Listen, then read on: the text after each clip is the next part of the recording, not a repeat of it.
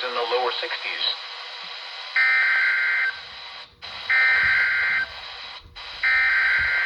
The following message is transmitted at the request of the Tennessee Bureau of Investigation.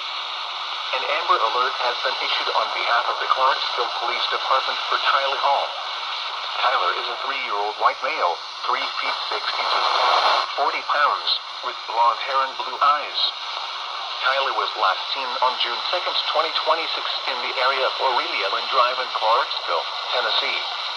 Tyler was last seen wearing a green dinosaur t-shirt, green shorts, and gray socks. If you have seen Tyler or have information regarding his whereabouts, please contact the Clarksville Police Department at 9316-480-656 or the TBI 1800 TBI-FIND.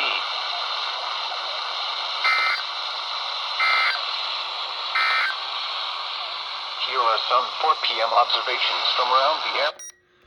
Alright, so we have this one statewide Tennessee Amber Alert for Clarksville, which is in northwestern Tennessee, for a 3-year-old boy. And around the time that I had my Radio Shack 12-254 on WNG588, as you heard, I looked into some of the details to do with this alert, and that he actually vanished from where he was. So